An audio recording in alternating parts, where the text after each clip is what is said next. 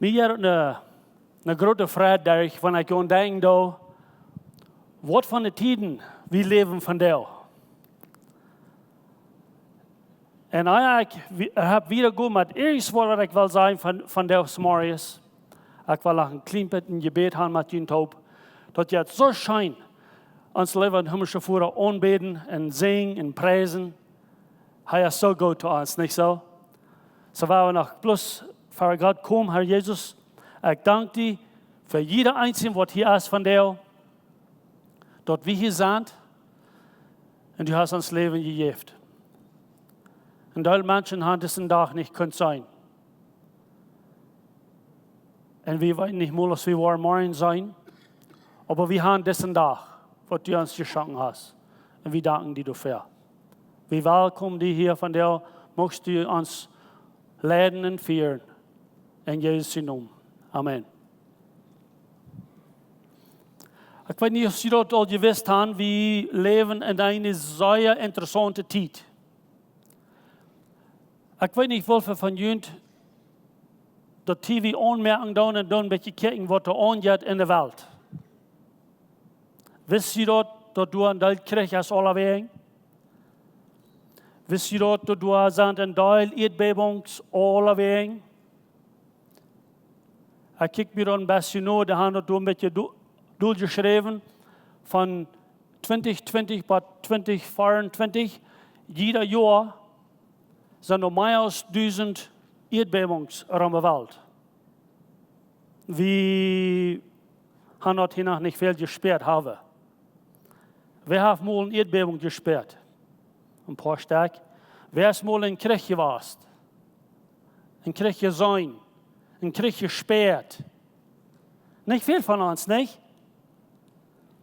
Sie dort denken es, wir leben hier in dieser kleinen Kamm, diese Valley, diese Gegend, dat is een beetje naar Kam. Zijn je de boeien hier alle wegen rum, so dann für mich ist das ein bisschen eine Kam.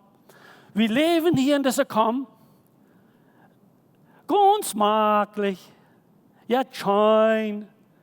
Wir stehen uns morgens ab und wir in Frühstück und ja und auf nur schaffen. Dann kommen wir nach Hause und sagen, mei, dann eten wir Onkas. Und dann bleiben wir stehen und schlupfen und stutzen. Dann den nächsten Mal stehen wir, krijgt datzelfde. En dat draait en draait, dat staat iedere dag. En ik geloof, aan hemelse voeren wel eens van jou in bijzondere weg onreden. Ik heb een grote humor. En die wil verschillende dingen zijn van jou.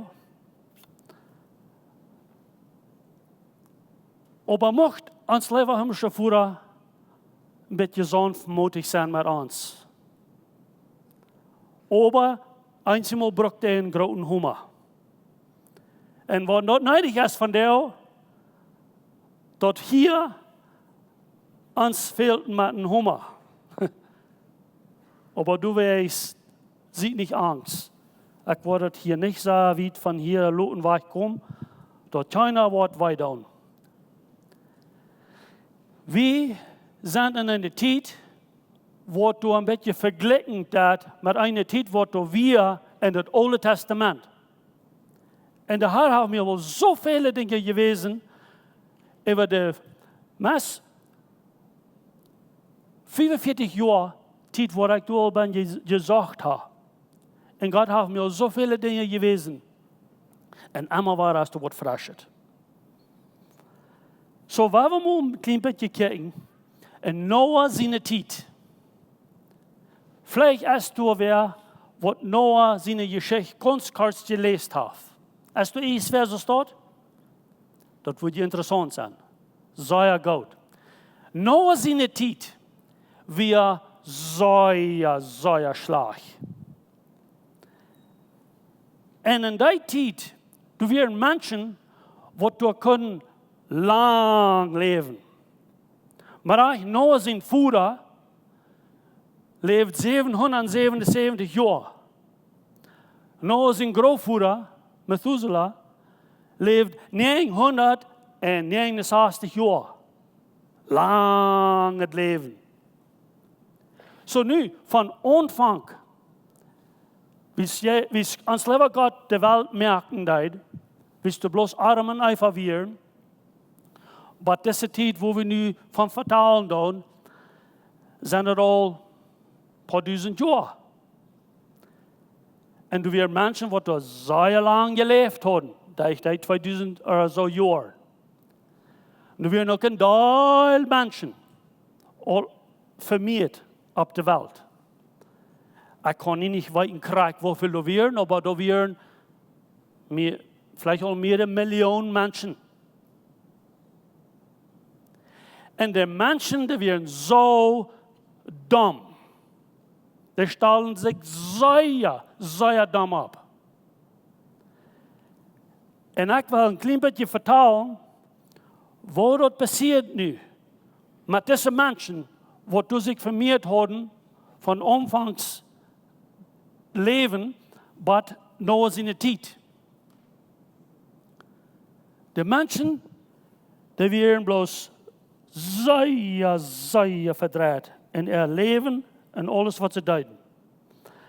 Und ich will hier anfangen zu lesen, diese Geschichte finden wir in 1. Moses, Kapitel 6, 5 und 6 und 7 und 8, 9, du in die Kapitels, du hast diese ganze Geschichte bein. Und ich konnte nicht alle ganz durchlesen und vertalen von dir, aber ich wollte bloß ein Punkt daraus nehmen. Und der Herr sagt, ich will den Mensch nicht auf einmal leben lassen, er ist doch Fleisch. Ich will ihm 120 Jahre leben lassen. Interessant. Muss ich just ein bisschen angucken, was das meint. Weißt du, wir, diese Zeit, wo du so schlecht wie mit den Menschen, und alle Menschen, bloß Noah, du wolltest ein bisschen mal davon reden, wir Afferschum und der Watch und Leben in Sünden so arg, dass wir in Gottes Augen traurig dort untergehen. Und sagt Gott zu Noah, dass er den Menschen 120 Jahre geben nach dem Leben, ehe der Fluch, der Überschwemmung wird kommen. Interessant. Die Überschwemmung wird noch kommen in 120 Jahren. So die Menschen, die dann alle leben in der Zeit, wir sagen ein paar Millionen Menschen, die wird gesagt, die haben 120 Jahre, dass die muss sich wohl ändern. Und was je Noah, der fängt an zu predigen, der ging rum und sagt zu Menschen, du wirst eine Zeit kommen, merkt ihr Reid, dort ändern. Laut des in den Tag, komm nur Gott und was immer. Der probt und probt und probt. Und was taten die Menschen? Die waren bloß euer und schlechter. Traurig, sehr traurig. Dann lesen wir hier in 1. Moses, Kapitel 6, Vers 5. Der Herr sagt dort, die Menschen sei beis abgeirrt werden und dort ihre Gedanken bloß den Tieet schlechte Gedanken werden. Und dem Herrn, der dort leid, dort er dort die Menschen abgeirrt gemerkt. Arm wird dort sehr schuld.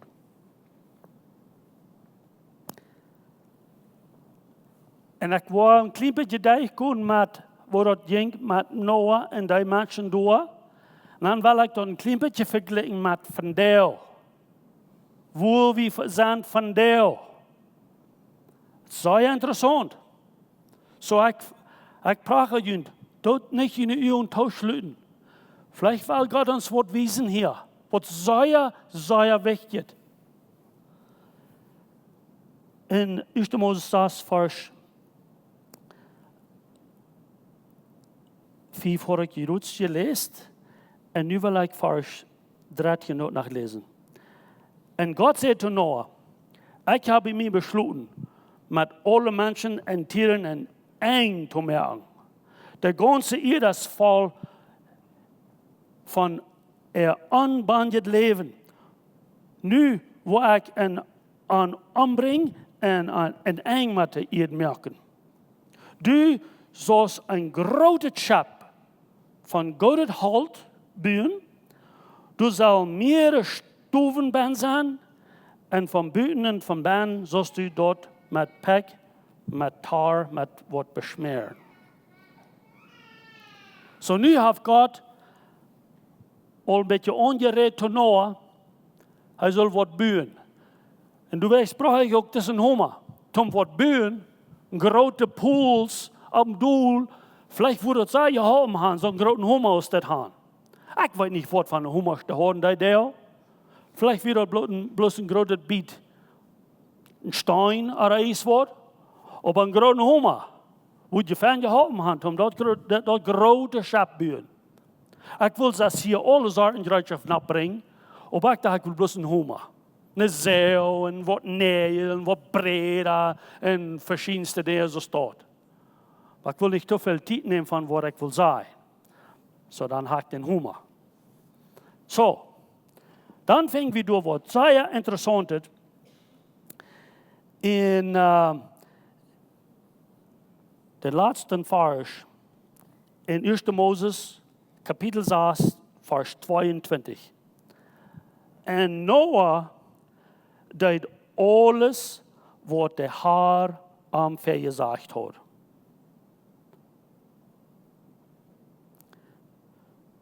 Und bloß, dass ihr weiten, wo groß das Schab wir, das Schab, was durch gebüht wird, wir so vereifert, da haben wir eine andere Mut, je braucht dann ja eine Zeit, das sind Cubits, und dort ever gesagt, nur so eine Dinge, was wir von der kann tun, wo das so vereifert 125 Meter lang und 29 Meter breit und 23 Meter hoch. Und du sollen 3 Fluren sein, mit einem Teil Stufen, wo die Tiere wohnen können sein, mit der Eten und mit Noah seine Familie. Dann haben die gebüht. Habe je mal gewundert, wie lange der noch geleerd hat, das Schab bühen? Das sind die Worte. Saß und das Tjoten, wo du dann ein großes Schab mit 3 Fluren und mit all dort halt, all die Nägel, all die Bretter, wo du waren 2 sagt. Du wirst 3,1 Millionen Showfight Celsius, Bretter. Halt. Millionen. Bloß ein großen Klamm halt. Almost. Die ganze Geschichte kommt so taub, dort, du wird gesagt, das ist bloß ein bisschen ein Siedpunkt, du wirst ein Teil geschaffen in der Dell, in Noah seine Zeit. Und bloß Noah sein Geschaft bleibt boven Wuta.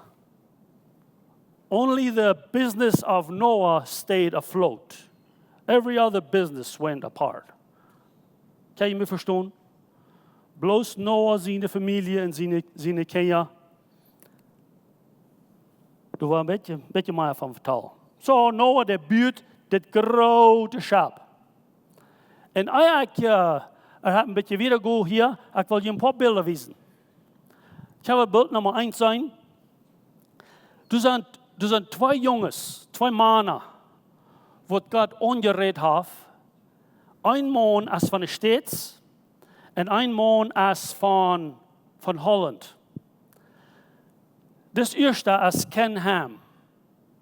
Der hat sich das immer genommen, der feilt Gott redet am an, er soll mal die biblische Geschichte in den United States of America anstellen. Met dit schap. Dit schap is een beetje een idee wat Noah gemerkt had. Het is een groot ding. En dit wordt gebruikt in Kentucky. Niet Kentucky Fried Chicken, maar in Kentucky State. du zijn een deel van jullie wat allemaal handtrei voor nu korren, niet zo? Ik heb je hier, du zijn dat bij ons dietje wat de handtrei voor. Doe je nou maar stelhol door in Kentucky? Kijk maar dit boot aan, goed te gaan. Leer er maar wat van. Die gaan door een predigt. Die leren door duizenden en duizenden mensen. Jeder maand, jede dag.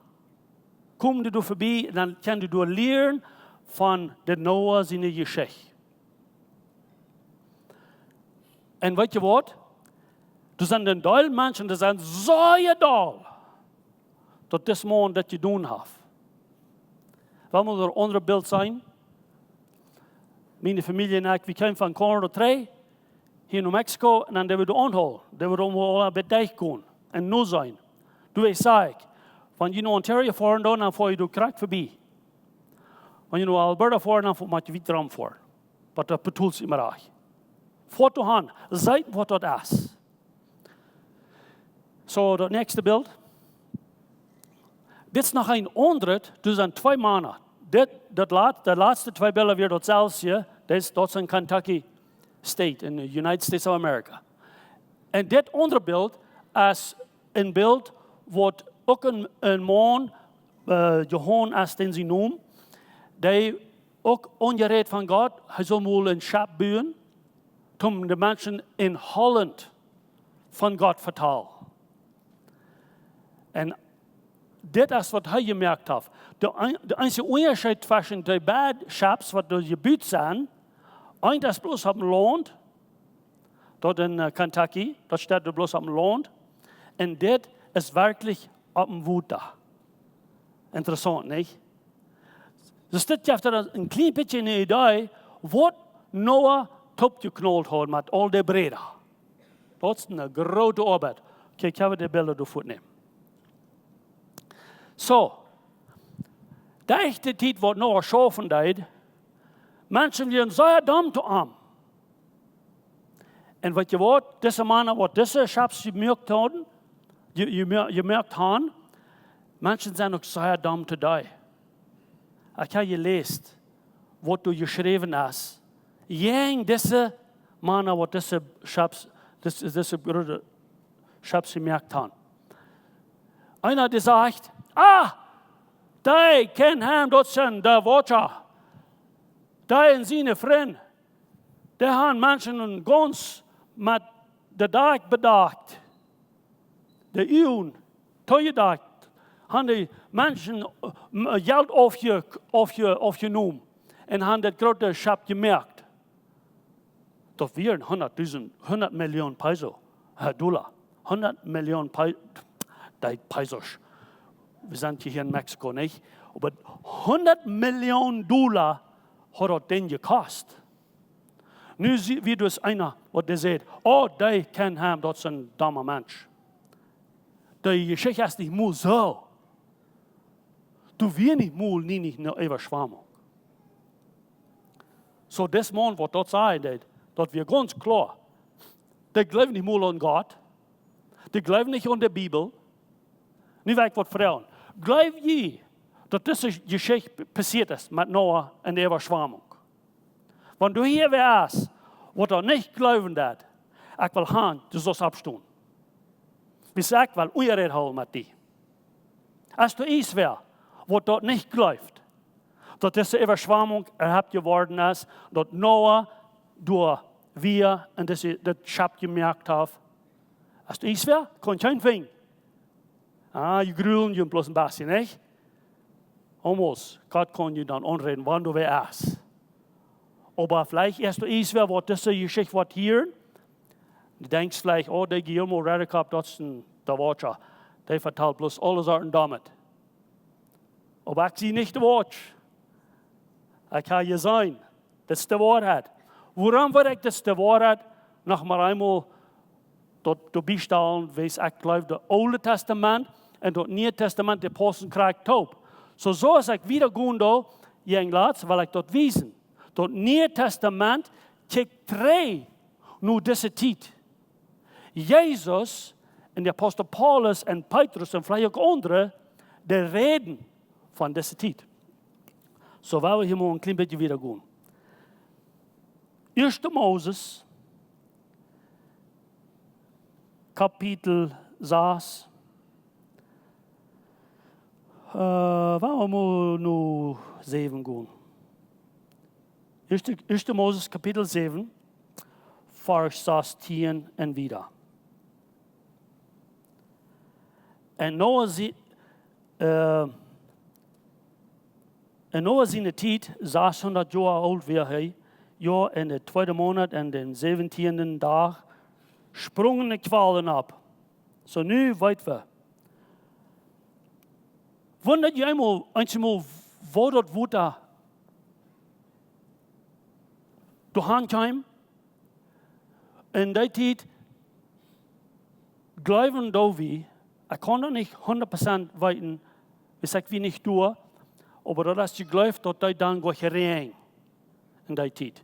Du wir zo'n ramme Welt, du wir zo'n een feiche Welt, oder is wat de Welt zo fijn feicht holen deed. En dat mensen lang leven kunnen, ook grote dieren kunnen groot worden en alle soorten zo'n dingen staat. Maar daar wil ik niet veel van reden. Maar dat water, wat er dan kwam, dat is van God 2 kroons had. 1 kroon, dan schroeft den op, dan kwam dat water van Himmel op de aarde op.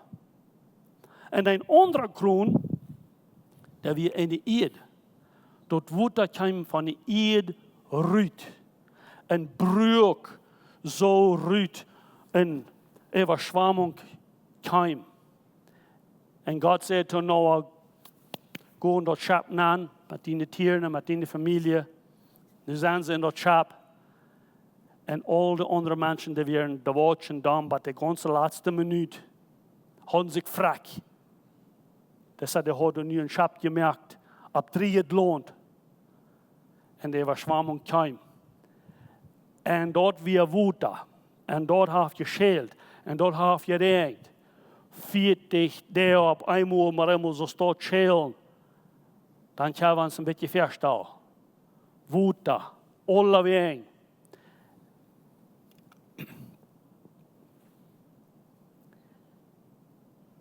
En dat water weer zo diep, dat zo weer zo dicht bij 22 show diep over dat hoogste poort op de wereld. So, wanneer du dan nog eens weer wil leven blijven en proeven door te zwemmen, en proeven op den hoogste boom opklotteren, en proeven leven te blijven, dan moest dan 22 show hoger als de boom zwemmen en zijn, en du proeven te blijven voor 40 dagen. Wer kan 40 dagen zwemmen? Keiner. So alle mensen, alle dieren, buiten Noah, zijn vrouw, zijn 3 jongens met ihre vrouwen, weer in dat schap met de dieren. Dat is toch beschreven, waar ik veel van reden. Noah, zijn 3, met de 8 stuk wordt dan weer met de dieren. Die blijven levendig. Die komen tot daar. Op dat grote schap, wat je merkt dat. Is hij dat? Is hij gehoorzaam weer. God hoort aan wat voor je zegt, dat wat hij niet, doch hij kan doen. Heeft God eenmaal wat je zegt, je zullen doen en je gelooft je wordt dat niet kan? Dan hij zegt tot God, nope, dat kan ik niet doen. Dat is te veel. Ik wil het. Ik heb meermaals zo'n dingen gekregen, dan geloof ik kan dat niet doen. Maar met God zijn hulp, schafft het. Dan kunnen we dat doen. God is goed. Die heeft das niet wat te doen, wat hij niet kan ons met helpen. Krijg dan wat oud we zijn. Jong, oder oud, oder in de midden is wat. God kan ons helpen. Krijg dus Noah. Zo.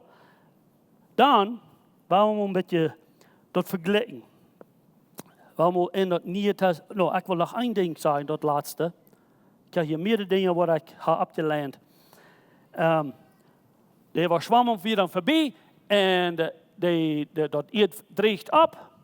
En dan geeft God ons een teken. Du weet, ik lust een klein beetje onherren. Dat ene beeld wat ik te hoor, dat tweede, met den regenbogen. Wanneer kost dat, waar het nap, dat wordt fijn zijn, wanneer niet, dat is oké. God geeft de mensen een regenbogen. Je krijgt dus dat hier een beetje beeld is. En een verspreking dat God de wereld niet meer zo stoot wordt aanbrengen. En ik las een kleine geschichte.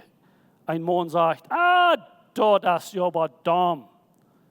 De regenbogen, dat is niet moeilijk wat worden. Dat is, de ander kan het niet moeilijk aanschieren. En deze man die gelooft gleich aan God. Hij weer zeer in Gottes woord. En die horen alle zaken te zijn wegens den regenbogen. Aber Gott zijn volk God eent den regenbogen.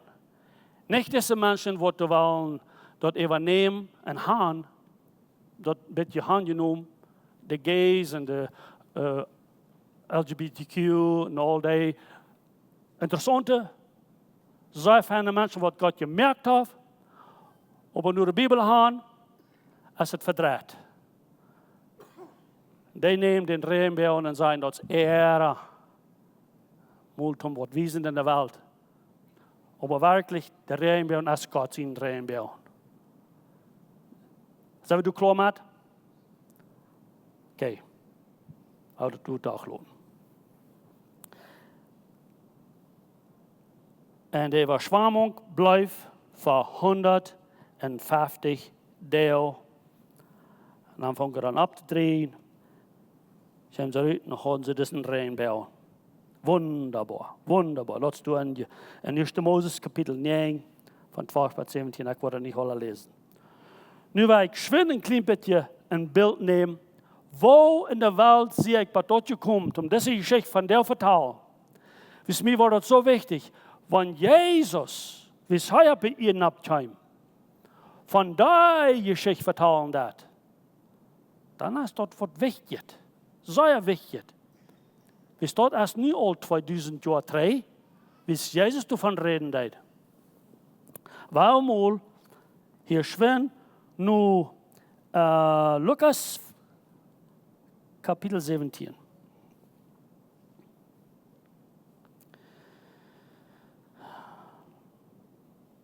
Lukas Kapitel 17 von 26 bis 27 sagt es dit.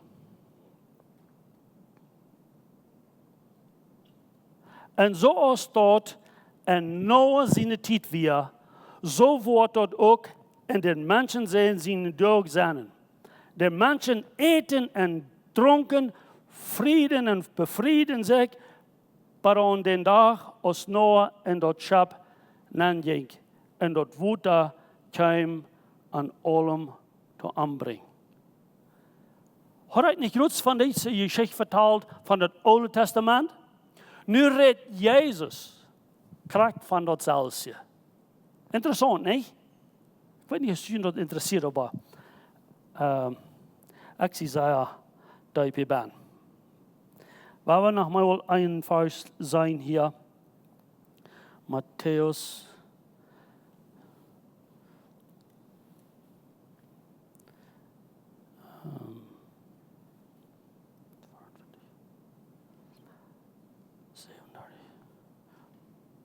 Matthäus Kapitel 24, vers 37 en 38.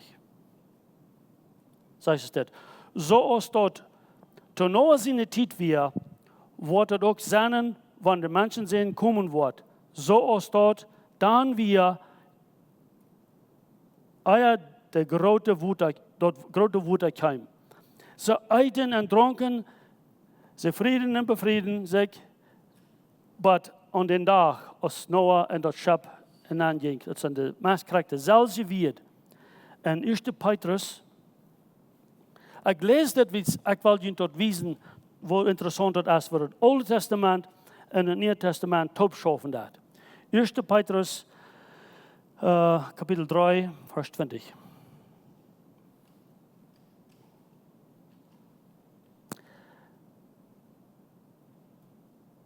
die dan nicht horchen wollen, als Gott noch mit der Geduld hat, als Noah das Schab büht. Du wären aber mal ein paar, dort das 8 Menschen, die durch dort Wunder gerat worden. Kijk me hier, dit is Petrus, wat dit sagt. Interessant, wo der dat opbringt dat.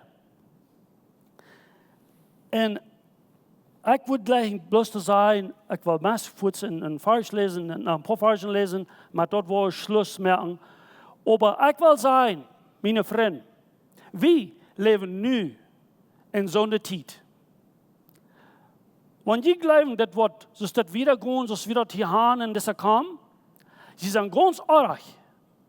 Dat wordt ab hier. Weet je wat mijn goede Noorrecht is? Dat is de slechte Noorrecht, dat wordt bloß euer woord. Met alles, met het geld, met de politicians, met alles wat omgaat in de wereld, dat wordt bloß euer woord. Dat kan passieren, wat God geplant heeft. En door, als nog meer van te vertellen, van de openbaring, wat du van reden, van het eind van de tijd, we zijn dichtbij.